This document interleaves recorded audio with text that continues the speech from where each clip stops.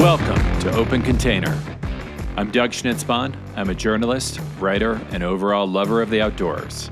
I've fought wildfires, reported on national politics, published magazines, and I've worked long hours stacking mud. On this podcast, we're going to have an open conversation about culture, conservation, policy, business, issues that matter the most to the outdoor community. Let's get some.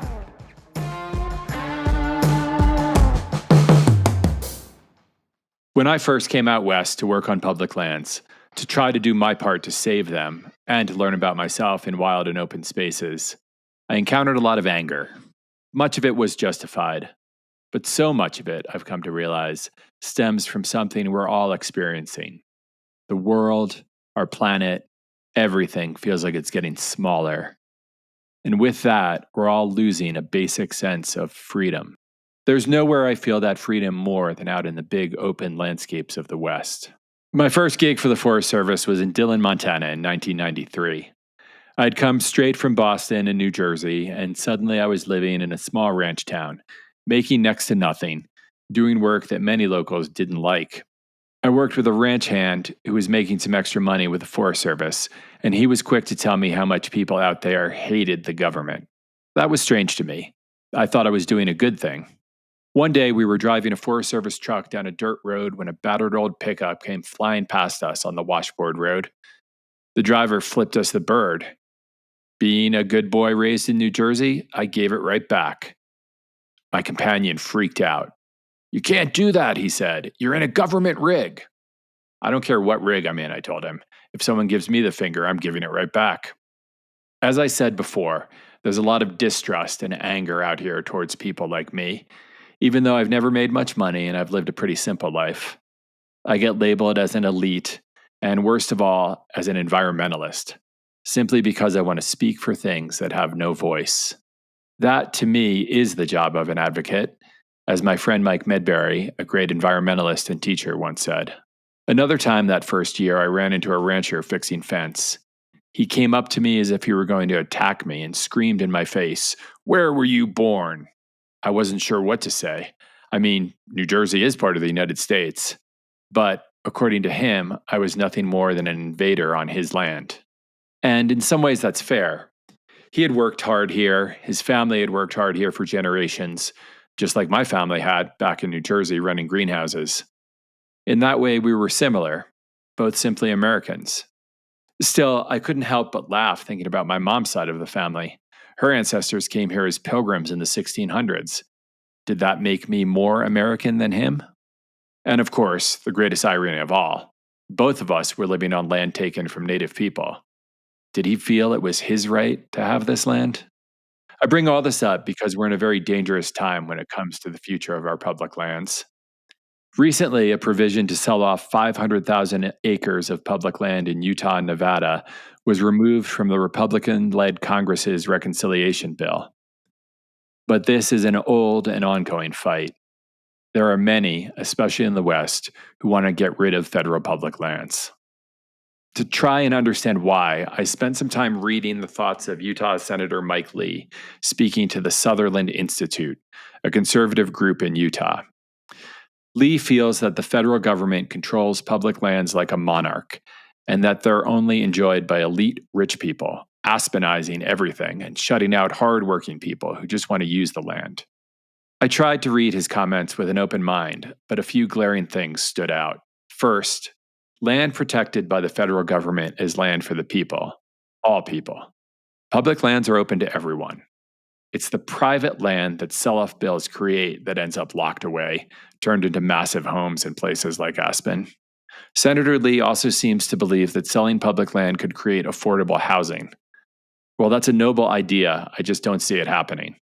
Developers buy land to make money, not to create low-income housing. Ironically, the idea of using public land for housing sounds more like socialism than something conservatives would typically promote. And the greatest danger in selling off public lands is that they'll never come back. The planet is shrinking. We're encroaching on the last wild places where we can still feel that freedom. I can understand the feeling that the federal government is squeezing people out, but that's just not how it works on the ground.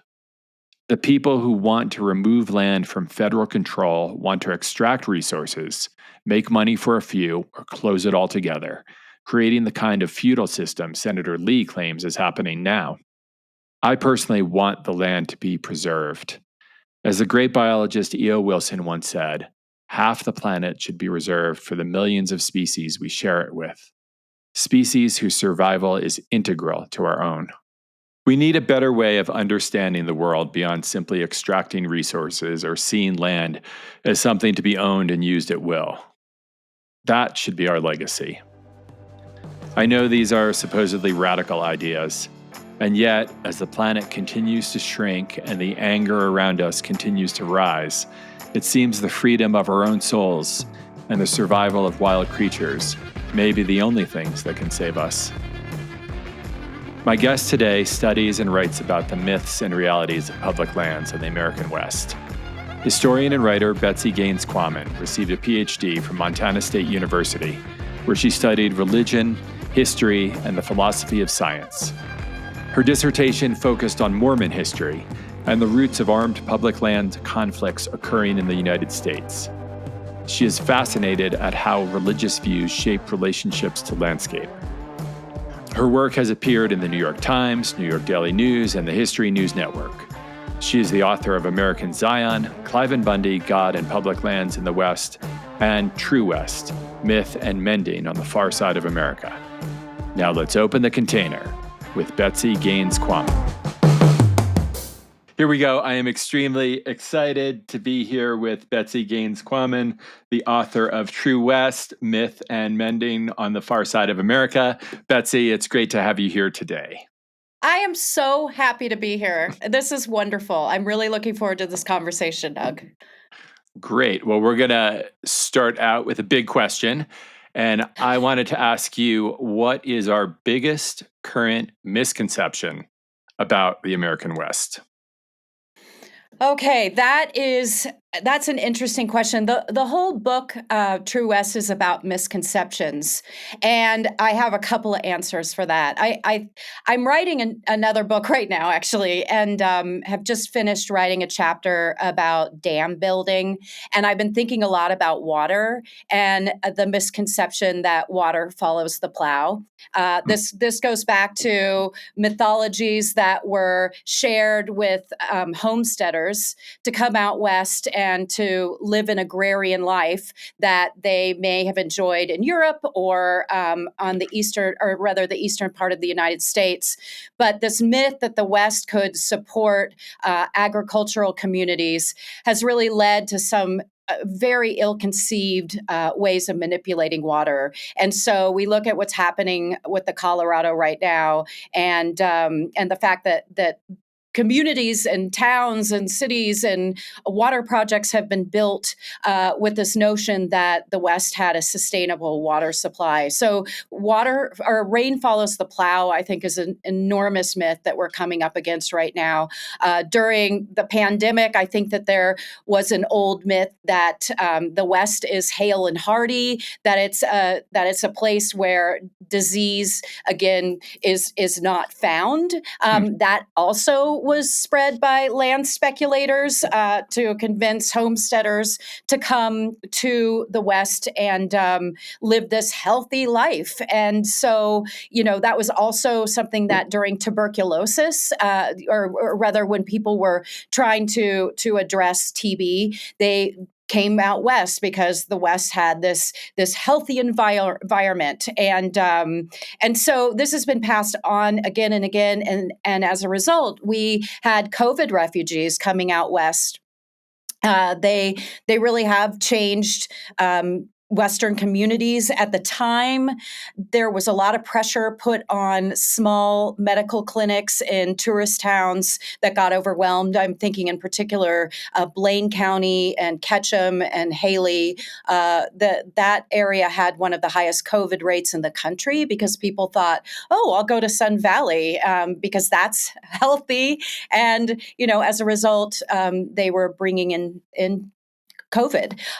So again, based on a mythology, we have this idea that the West is healthier than the rest of the country. So those are two myths that I considered. I think I'd add one more, and I know you asked me for just Oh, one, no, but no, that's the fine. other the other I think I would add is the West is a blank slate.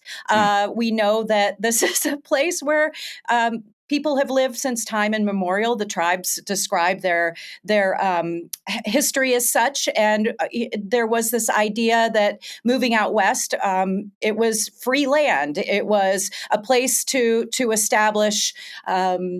Either a homestead or, in the case of the most recent land movement, people who have money that they can afford to buy Western properties are out buying, outbidding people who have lived here because they have this idea of free land, blank slates, again, perpetuated since white settlement.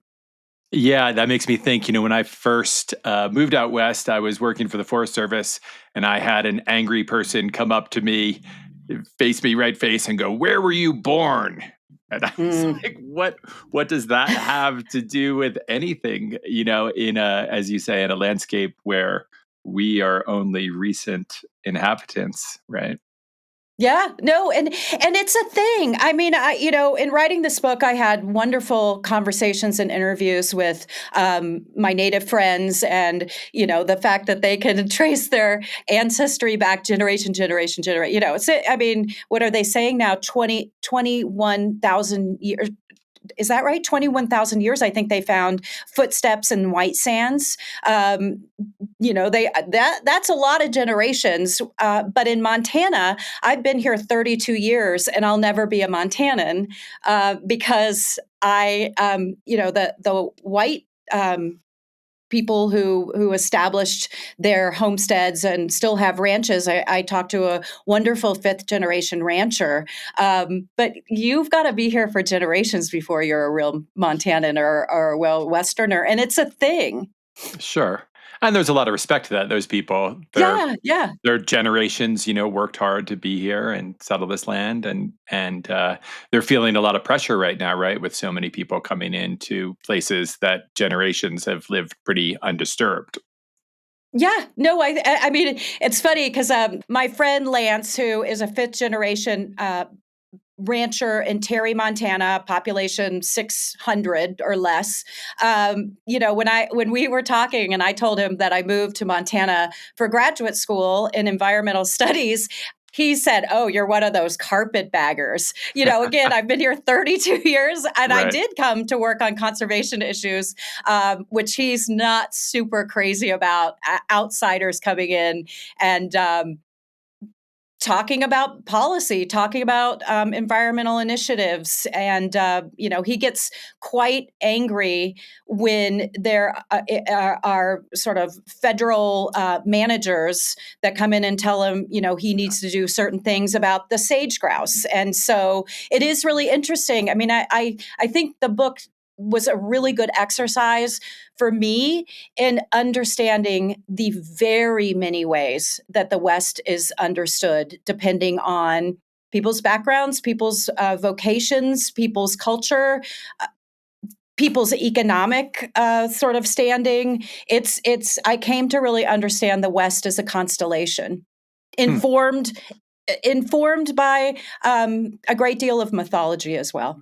Well, and one of the great things in your book, I think you make very clear too, is that you are not coming in with one certain viewpoint. You're trying very hard to listen to very different viewpoints, and you think how important that is, and try to learn from people you might disagree with. Where you say, I think you say there's some really bad actors out there, and not to have to listen to them. But in general, you're trying to take in all the stars in that constellation, right? I mean, I really feel like it's imperative, especially in the moment we're in right now, to really understand why people feel the way they do, and to listen to that. I mean, I never misrepresented myself. I talked about everything from vaccines to George Floyd and Black Lives Matter to politics to Trumpism to environmental issues, public land, and was forthright. But I also was very, very interested in hearing how people perceived the West, what kind of cultural lens they were looking at the West through, and it was actually really great, and so yeah, it was, and also very helpful. Yeah, there was this one quote that really stood out to me in the introduction of the book where you write that right now there is too much being asked of the West. It sits between history and expectation, a place saddled with hopes that it can't fulfill. And it made me wonder, like, what can the West still give us? What myths can we find or explore out there? Well, and I hope that I make it abundantly clear in the book how much I love the West. Oh yeah, I do, and I do think it has enormous amounts that it gives us. I mean, for one thing, the land. We are so lucky out here to have public land. I think it's the greatest gift that the West has to offer, and so that I truly believe is an enormous treasure. I also believe that the West has a place, for better or for worse, for understanding what it means to be an American. I truly believe that there is a real, whether Americans understand it or not, understanding the West really is a very important uh, basis for understanding how Americans see themselves, whether it's the idea of rugged individualism, whether it's the idea of cowboy mythology, pulling up by the bootstraps, and I do say for better or for worse. I'm not sure that's a great sort of notion if it's left unexamined, and yet it keeps getting repackaged and repackaged and repackaged, whether it's in politics, and the cowboy myth is used to represent this, sort of masculinity, and not to say there's anything wrong with that, but an unexamined sort of masculinity, an unexamined notion that I can do it on my own, and this sort of, again, I think it's really, I keep saying unexamined. I think it's really important to understand that so much of Western development has been subsidized. So much of it has been due to water manipulation. And so when I do talk about these things, I really want to convey the fact that we can believe these, or rather we can if we understand that mythologies need to be unpacked, then I think mythologies are, important to being a human. I mean, sure. that we're a myth making species. But I also want to say that we are exposed over and over and over and over and over again to Western mythology through pop culture. And most recently, it was Yellowstone, Yeah. which in my community, in my, Bozeman, Montana, it completely changed my community. I mean, it became way more expensive. It became bigger, and people had this notion of Yellowstone, believing that was real life, and it's not. It's so we keep, whether it's Zane Grey or Hopalong Cassidy or Taylor Sheridan and Kevin Costner, we keep getting exposed to various packages of Western mythology. Yeah, and the West now, I mean, it's so different, right? Digitalization, post COVID, people working from home, especially I think where you live in Bozeman, it's really people coming out there are not coming out there to kind of run cattle and try to homestead. They're coming out there to try to work from their laptop and fly to LA once a week, right? I mean, Yeah, or I mean, it's becoming. I mean, people, and I believe our governor Gianforte want to imagine this place as Silicon Valley Montana. And so, yeah, it's really, really changed. And that's, damaging both, I think, right, to the national need for public lands, and also for that old mythology of the West, right? The people who've been there so long. It seems like there's a lot of conflict when you get people coming in for Silicon Valley in a place where people have been homesteading and ranching, right? Yeah, and I have two answers to that question because I think it's a good point.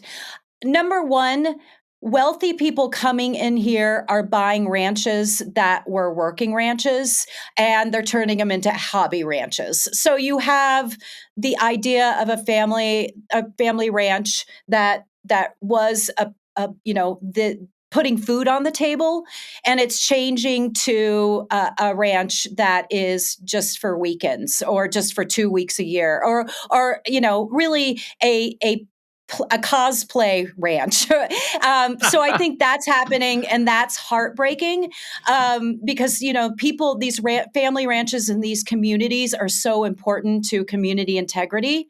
And if you have somebody just flying in and out, that's not somebody investing in the community.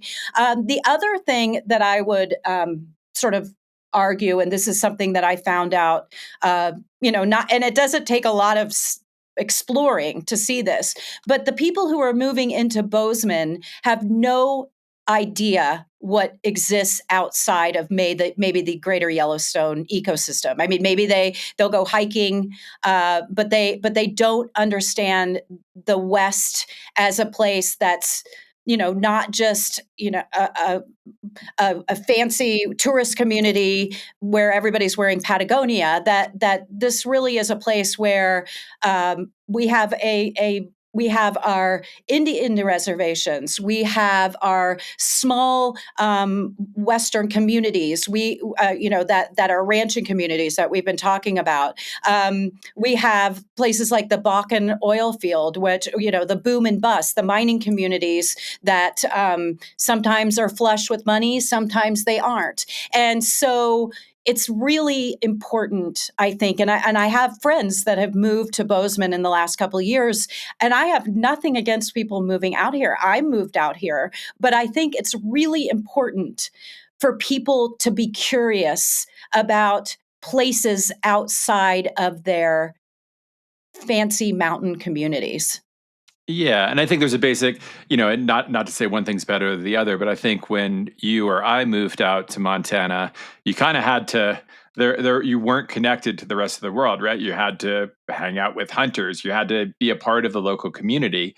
And now when people are online and able to telecommute from anywhere, they don't have to engage as much in the local community in that way, right? Yeah, and I think that's a really good point. I mean, I remember that when I moved out to Montana, seeing elk in the back of some guy's truck, right outside of my house. And I remember, I grew up in Ohio, and then I went to college in Colorado College, and was in Colorado for 5 years, and then I was in Hood River for a minute, and I lived in Nairobi for nearly a year, and then I came out to Montana, which was, to me, felt very Western, and I remember thinking, oh my gosh, dead elk in the back of a truck, and it was something that I had to, understand. Like, these people are amazing. They're huge conservationists. They have delicious. I mean, I remember the first time I had elk back straps, and I thought, oh my God, those are good. But it is a transition for somebody who maybe didn't grow up hunting. And you worked for the Forest Service. I mean, there's so many people out here who work on public lands, who work for the government, and I find that to be an interesting idea, in the fact that the West has always thought of themselves as anti-government, and there are a lot of really good federal jobs, and people living out West who, until very recently, had good secure jobs. Right now, we're trying to see how that's going to be navigated, but in any case, I 100% agree with you. Yeah, and it seems too that as you said, the kind of recent recent homesteaders, we're pushing for outdoor recreation, how important this is. As you said, then we're having people coming in maybe for just that, but that can be just as damaging to communities and maybe even to public lands, right? Yeah, I mean, I think it's, and this is something that I've had to learn again. It's an evolution of understanding the West and examining your own preconceived notions or ideologies. As a conservationist, I always thought that recreation was low impact, that it wasn't consumptive, and that's just not true. It is extractive, and I think it's really important to come to terms with that. And we've heard that expression over and over again, loving a place to death. Well, it does happen, and the more people who come out here to fall in love with the West, we see degradation that we need to address. And I also see people, and I write about this in the book, people, very wealthy people coming out and wanting a quote unquote wilderness retreat, a compound that's in the woods. But we end up building gilded wildernesses, and we end up disrupting elk migration paths, and we end up degrading water so that wealthy people can have a wilderness retreat. So I think that your point is really well taken. It used to be, I felt like, oh my gosh, recreation is a way for rural communities to have an economic, driver and not have to do mining, logging, grazing. But the truth is that mining, logging, and grazing have put food on people's tables and have fed families, whereas recreational jobs can be seasonal and they can pay, pretty low wages. So again, it's just a matter of sort of examining our preconceived notions and being in conversation with each other so that we can do better. So we've talked a lot about public lands. In your estimation, kind of what are public lands, both maybe in myth and reality? Well, I mean, public lands, they're native homelands. I think that's always important to understand. The way that public lands. I mean, we had the commons. These were lands that weren't snapped up by homesteaders at very cheap prices. And so the commons were, we had the tragedy of the commons, that we saw the overgrazing. We saw these lands that weren't being taken care of. And so as the government, and I'm afraid that I'm not doing the most beautiful job in explaining it, but this is kind of the way I navigate it. Sure, yeah. The government had these lands, and we started to see, and it kind of comes into your question about the Sagebrush Rebellion. In order to manage these public lands, we began to have environmental laws, and so we started to have established national parks, and we had the Forest Service, and then we had the Taylor Grazing Act. And I'm not necessarily going sequentially. I know that my dates are a little bit off, but the Taylor Grazing Act and managing grazing land led to the Bureau of Land Management and led to grazing regulations. With managing public lands, we had NEPA, which is the National Environmental Policy Act, I believe. Yes. Yeah. And FLIPMA, which is the Federal Land Management Protection Act or Policy Act. I'm not sure. It's a P. It belongs to one of those words. And then the Endangered Species Act and the Clean Water Act, and then of course you had the Wilderness Act, which actually I think predates the Endangered Species Act and Clean Water Act. It does, yeah. But yeah, and so you had these lands, and then they were managed in certain ways. There were more regulations that got us away from, unregulated extractive practices, which did cause consternation in rural communities. And with that consternation became rebellion, and so you started to see the kind of roots of the Sagebrush Rebellion. But in my first book, I write about how these roots started way in advance, and that's the American Zion. That's when I did my research on Cliven Bundy and his quote unquote religious war. So that book really addresses how public lands and the way that they're perceived, so reflective of where we are right now in terms of what conservationists want to do and what they feel feel is important in terms of addressing public land protection, and what people like Cliven Bundy and these states' rights folks and the Koch brother sort of ALEC folks want to do with public lands, and that's where we are right now. I mean, those ideas were put in Project 2025, and we see with Doug Burgum and the latest hire, and I believe her name is Budden. I should know this. She's the attorney who represented Cliven Bundy, Helen Bund. It's not Bundy. Anyway, I should know this. I was just reading about her, but these are folks that really want to drill, remove regulations, and liquidate public lands.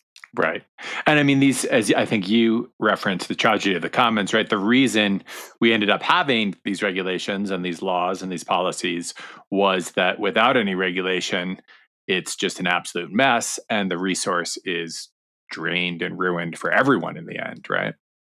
Yeah, it absolutely, and it's really really important, and it is funny because I have talked to ranchers, and I understand, in principle, why regulations are a pain in the ass. Yeah. At the same time, it's imperative. I mean, we really do have to protect our waters. We have to protect our wildlife. We have to protect, our riparian areas, and so of course nobody wants to be told what to do. But this is not private land. This is public land. And so we need to protect it for other people besides somebody who might have a lease on it. And I do want to just say, forgive me for being a little bit rusty on some of the things that we're talking about, because I wrote about this all in my first book. Yeah, of course. And so it's been a minute since I've been sort of immersed in land use policy and some of the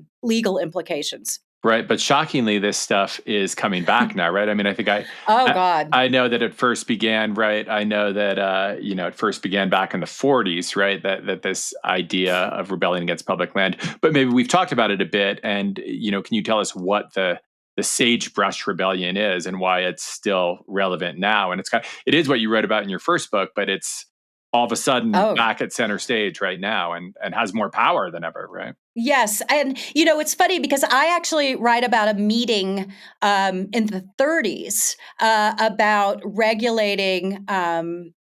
Well, actually, it's about an idea of maybe making Escalante a national park, and it's back when the national park, sort of. I mean, this was a time where it was really heady and exciting to be thinking about establishing national parks in America. It was the time when Americans had such great pride in their lands and their natural wonders, and so the Park Service was really eager to find places that were gorgeous, and they were looking at Escalante back then. This was way before it became a national monument and the controversial place it is today. But it was really interesting to look at the minutes of these meetings between ranchers and federal officials, because you can tell they're getting mad, but it's the quotes are like, well, I know I sound a little hot under the collar, but I don't. And I mean, that's the feeling. You could see that there was still decorum, there was still respect, and that devolved. The ranchers, and again, these were ranchers in Utah.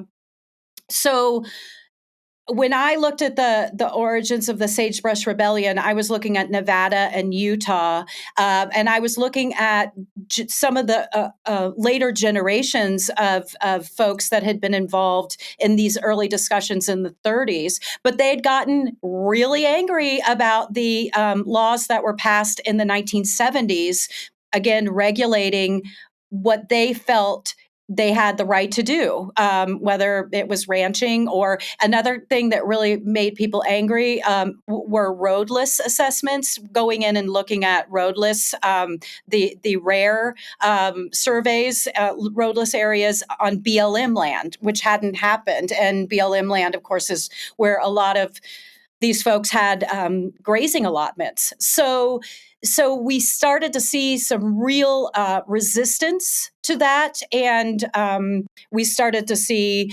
bills in states saying that we want to, pass a bill so that public land is managed by the states.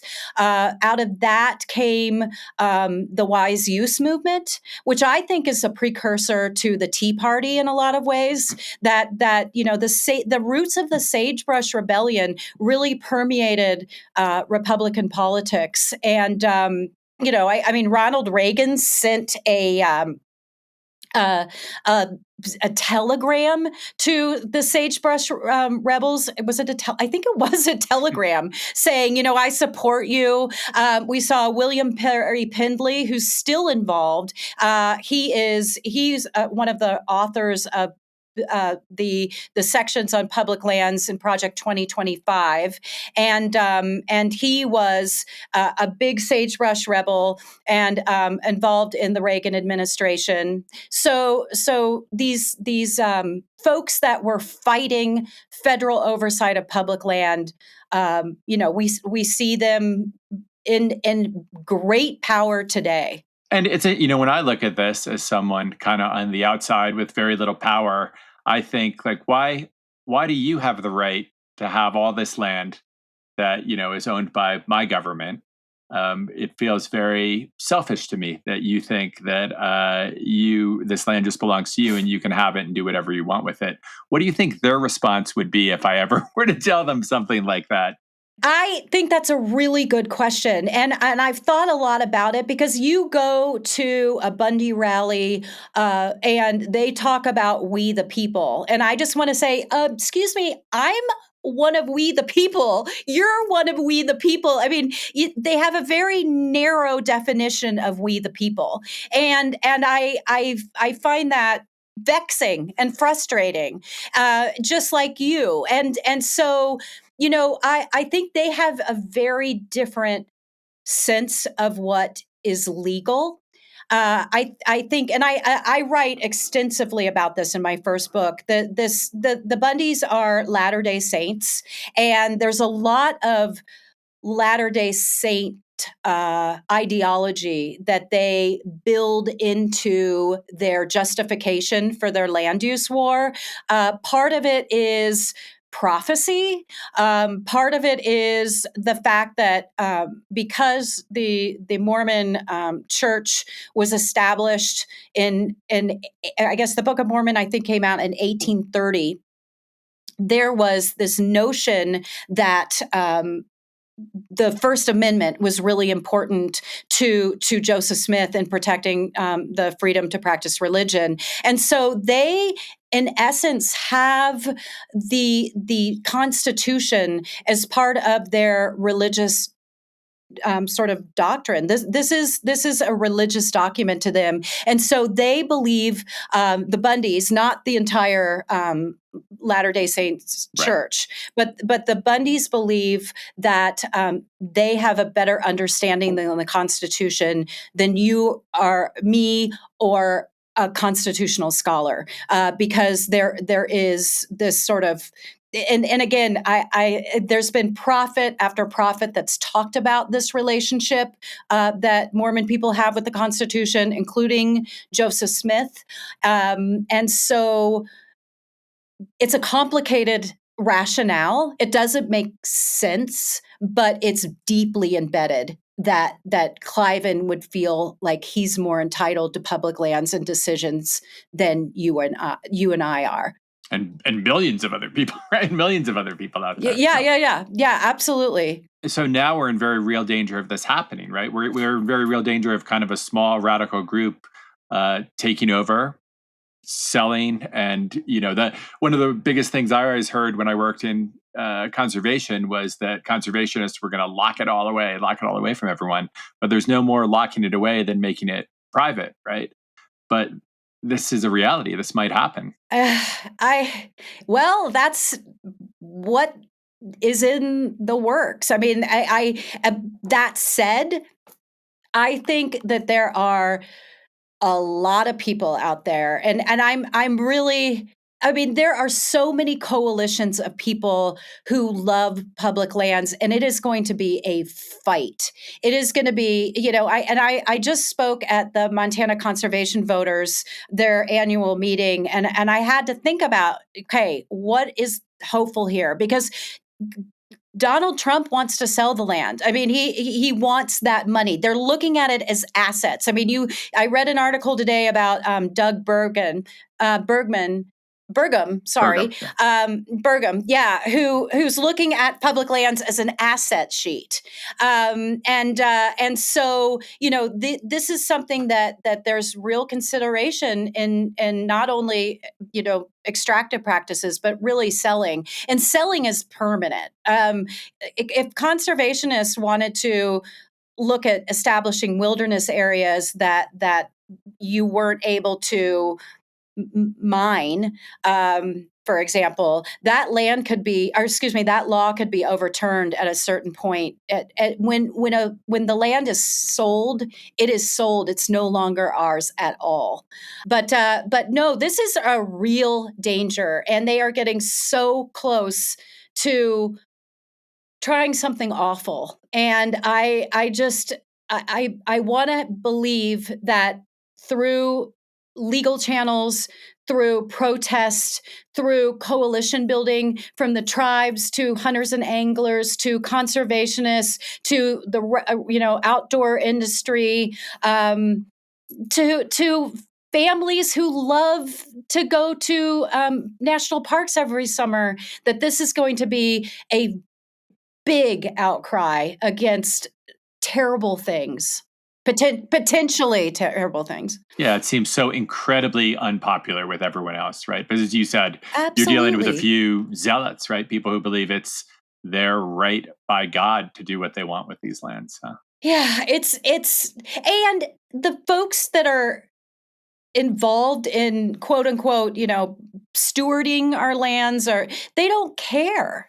They don't care about wildlife. I mean, these are oil execs, and these are folks that have never set foot on public land, or and Doge. The folks that are making those calls, they have zero connection to what we know is the best thing that we have as Americans. So how can we, how can we flip the switch? How can those millions of us who do care, who spend time in these places, how can we make a difference when faced with this? Well, good question. And it's really daunting right now. I don't feel like I have a magic bullet, but I think that there are things that we can do. Join nonprofit organizations that are working hard to protect public lands, and that are launching lawsuits. And I just talked to Tracy Stone Manning a couple of weeks ago in preparation for this speech that I gave, because I was thinking, God, what can we be excited about, or what can we at least feel hopeful about? And she's now taken a position as the ED of the Wilderness Society. She was under the Biden administration, the head of the BLM, but she was saying, this is going to be a fight, and what we might have to do, and this is not ideal. This is not a great, sort of Band-Aid, but nonprofit organizations might have to step up and really look at being involved directly on public lands, doing some of the work that agency folks did for the interim. She said, I kind of equate it to being in a developing country and doing conservation work over there when there's no government support. And again, that's a terrible Band-Aid, but she said, we might have to do that in order for them not to make the argument, well, we can't afford to protect public land, and we're managing it so badly when we know they've laid off all the folks that were working on public lands to do fire control, to do trail maintenance, to do trash pickup. That kind of thing, to give CPR, and so again, that was one of her ideas when we were kind of brainstorming that nonprofit organizations might have to step up into different roles. As I said, I do think there are going to be a ton of lawsuits. Call your representatives, call your senators, call your Congress members. Keep telling them how important that these places are to us. We're seeing in Montana, and again, it's hard to tell how much our leadership's going to go to bat. Representative Zinke seems to be out there a little bit more than our senators, although our senators did not vote to put public lands on the table for sale a couple of weeks ago. So, they are listening to us because there are a lot of people in Montana that revere public lands. And so political pressure works. And then I do think it's going to take rallies. I think there's going to need to be visible actions that people take and they organize and they get out there to protest public lands. Now, I wish there was another magic answer, but I think it's going to take multiple fronts.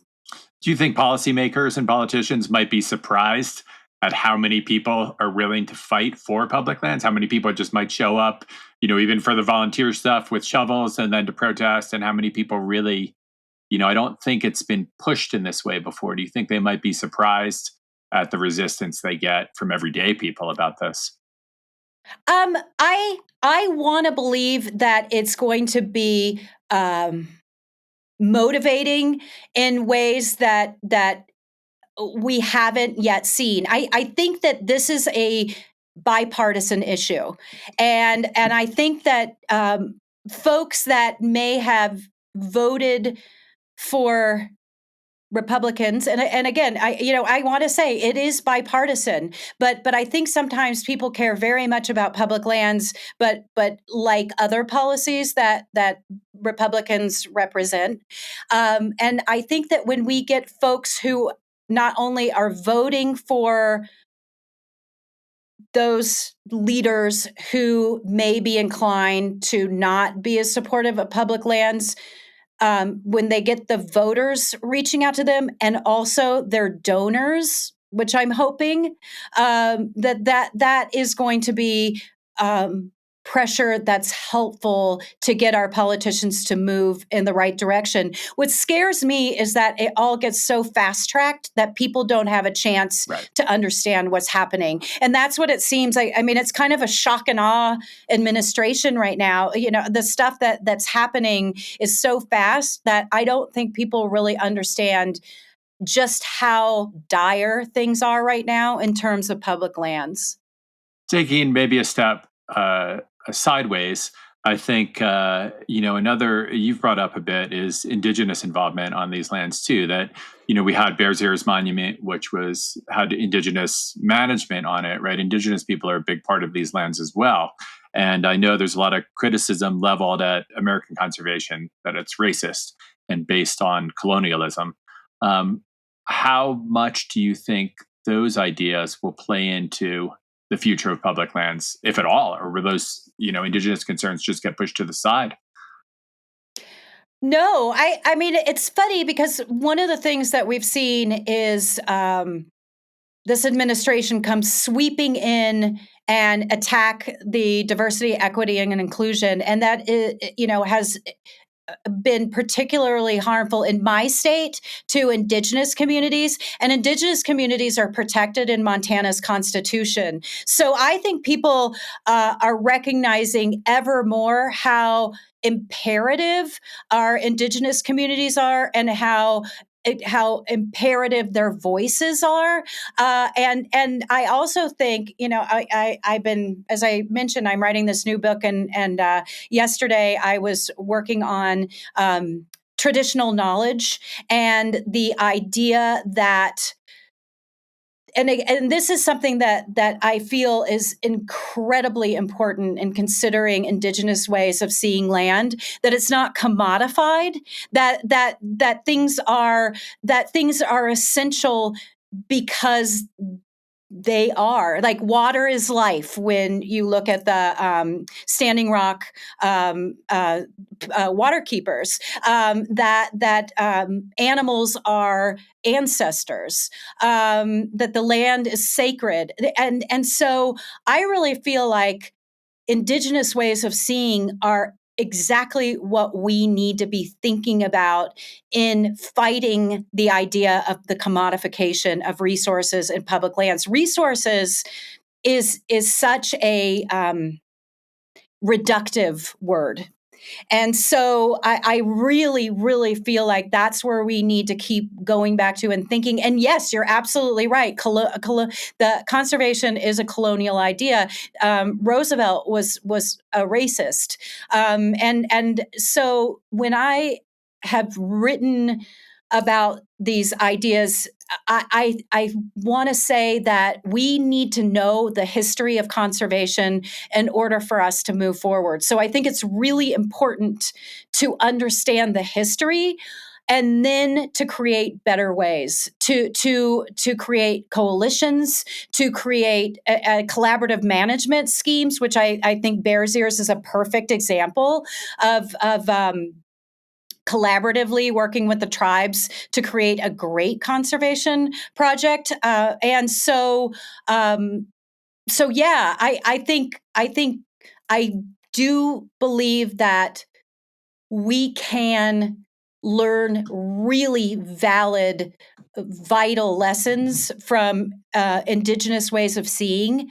at a time when diversity, equity, and inclusion is being attacked. I think it's ever more important for us to understand that incredible value, to get behind those principles and become ever more inclusive. And I think, and when you say inclusive here, I think going back to what you said before about public lands being nonpartisan too, it seems also that in wild places that are protected as public lands, everyone can have sort of a spiritual experience, whether you're very, regimented and LDS like the Bundys and in a very certain sect of that, whether you're an atheist and don't believe in some higher power, but you still feel something out there, right? Whether you're indigenous, whether you're an animist, whatever, it's a place where we all feel a sense of spirituality and connect to that. That's someplace we all connect, right? Yeah, I mean, I actually, I have a little bit of a different way of seeing things, because more LDS worldview, and I would argue that this extends sort of into some realms of Judeo-Christianity. There is an idea that utilization is sacred, so that when you're utilizing the land, you're pleasing the eye of God. With Judeo-Christianity, there's the idea that God created the land for human use, Sure. and that we have dominion. And I think those principles really drive the way that we have seen land. Now, I would say that with Thoreau and with Emerson, and this was a way that white people began to see the land as sacred, that it was, something in and of itself without being developed, that was really important. And that would go back to, that could tie back to God created the birds of the sky and the fish of the sea, and it was good. Again, I know that Emerson and Thoreau had very different ways of seeing the world than being biblical, but I think that there's overlap there. Now, the reason why I'm bringing these up is not to say that we can't have spiritual experiences, and many of us do on public land. I think that that's one of the reasons why this idea of awe, this idea of being part of nature, this idea of seeing such extreme beauty, whether you believe that it's God's creation or whether you believe in the fact that this is the way the world is ever evolving, those are really beautiful. But I also think, again, and I know I've made this point several times during this podcast, is that in order for us to understand different notions, we can't leave anything unexamined. And so Clive and Bundy would not be awed by the land in the same way we would be. And there are very sort of troubling Judeo-Christian notions that reinforce what is happening right now with pushing extraction, with commodifying land, with the notion that humans have dominion. Dominion is a very, very dangerous notion. So that's not to say that we can't go out and love the land, because we can. I think it's really important for us to understand all the layers. So I'm sorry to was that kind of a buzzkill answer? Not at all. No, that's a fantastic answer. I know this is something that you've studied and written about. I mean, it's interesting, right? Because I think that, humanity in general, within the past, maybe even 20 years, right? We've gone through an incredible change where it's obvious, when the first LDS settlers came out there, it was them against the wilderness, and they needed to create dominion, right? They were really fighting a battle against wild places, right? And now all of a sudden, we're at a space where we could wipe them out completely in an instant, where we do hold dominion over the world. I mean, we're more powerful than it. We really are. Yeah. To our own detriment. I have a couple answers to that too. The way that the early Mormon settlers went out to the land, they settled around water sources, and so they were agrarian and they settled. And so this I think is really fascinating. They talk about the struggle of early pioneers. They talk about how difficult the circumstances were. These grasshoppers eating all their crops, the floods that were wiping things out. And then you look at Southern Paiute, and this is the area I was looking at particular because I was looking at where the Bundys are living. Southern Paiute talk about how abundant the land is, how God gave them the best piece. It's the same land, but the way that they were living on it was very different. One group was following seasonal abundance, and one group said, we're going to plant stakes and we're going to make it work right around this water source. Well, that water source happened to be part of the abundance of the Southern Paiute. And so I do think that there are different ways of seeing land. Now, that said, you're absolutely right. Now humans can control everything. We control the water. We control wildlife habitat. It's not my favorite book, but I think the notion is really interesting. Playing God in Yellowstone. We are playing God. And so our wild places, quote unquote, are very managed. I would also say, again, I'm always trying to argue with myself that That's indigenous good. landscapes were also managed in ways as well. There were fires that were burned. There were irrigation systems. There were things that were planted. So again, the word wild, as we well know is a complicated word that also needs to be unpacked, because these lands that white people came out and said were wild were actually, they'd been lived on since time immemorial. So Doug, you'll have to forgive me. I'm always trying to turn over every stone and see things from every perspective. I'm not always great at it, but I don't mean to. I always feel like I'm kind of a kind of a spoil sport. No, that is the sign of an intelligent and compassionate mind.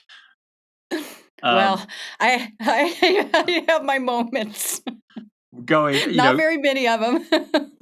no, an incredible amount of them. I'd like to go deeper into this idea of the spirituality, though, that we experience, in wild places, because I know it is so essential, not just to your writing, but to you yourself. And you were talking about Emerson and Thoreau, and another of the romantics I think a lot about, I turn to is Wordsworth.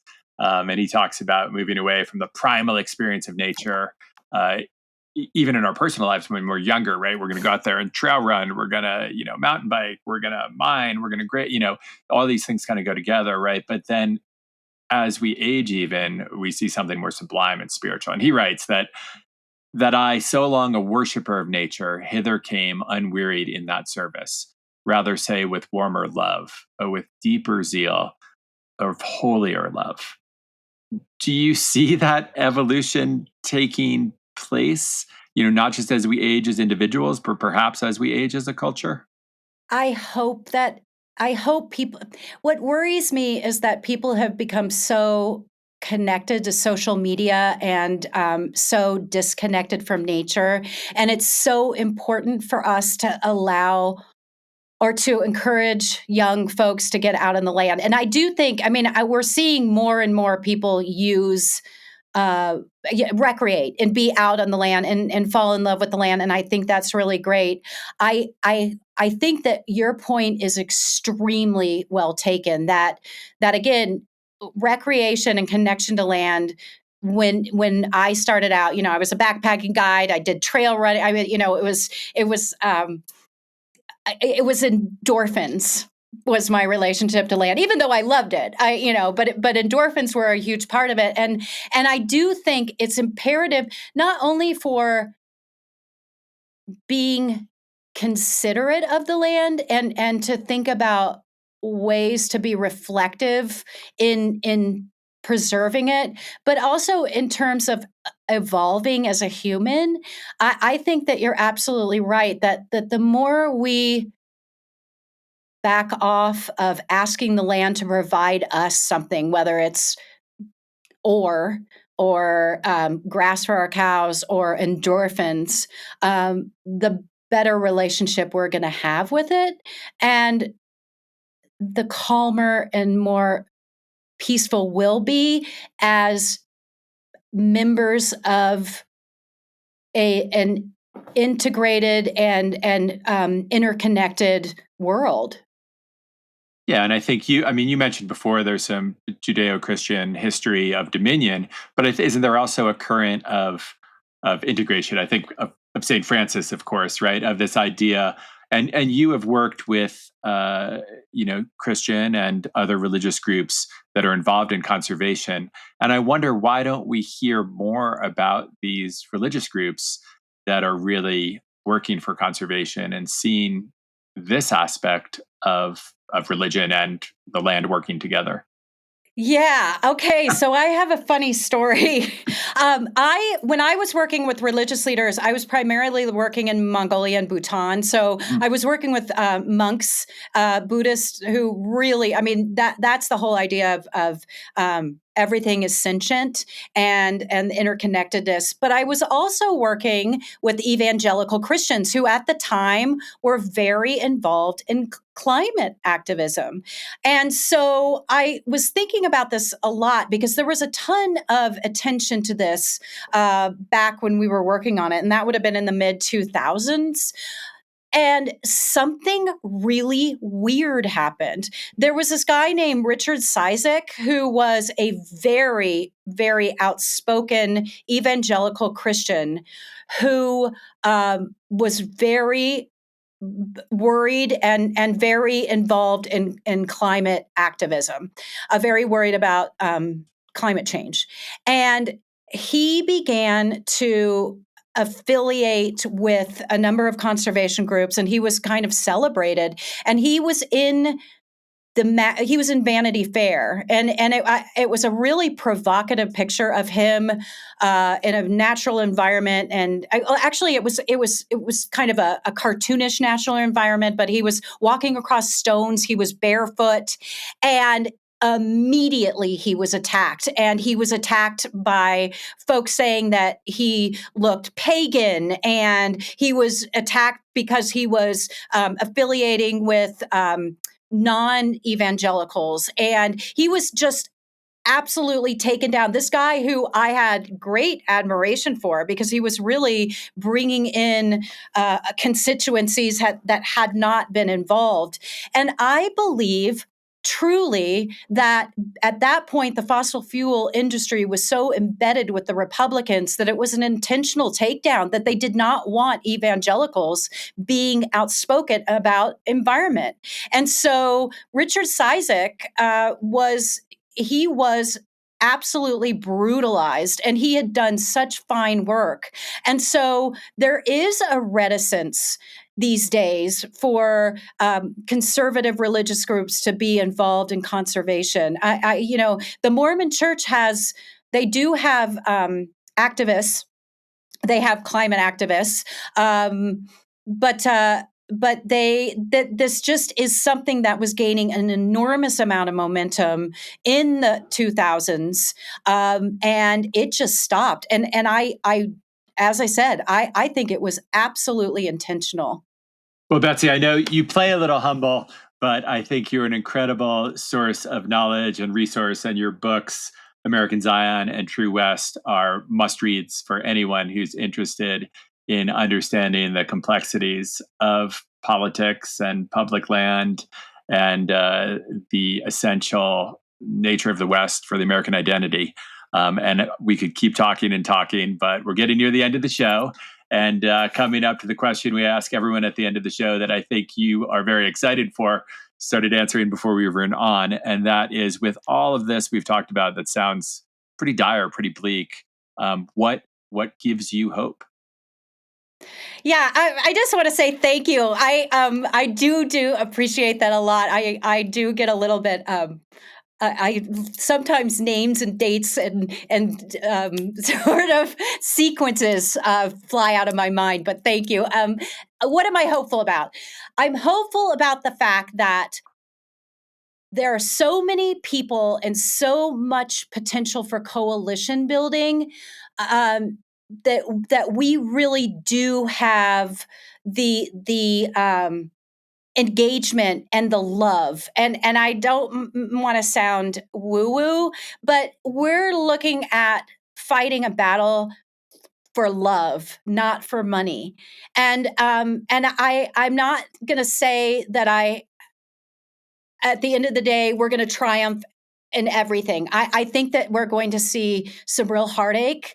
But I also know that we are going to fight so hard, and that we're going to fight together, and that we have right on our side.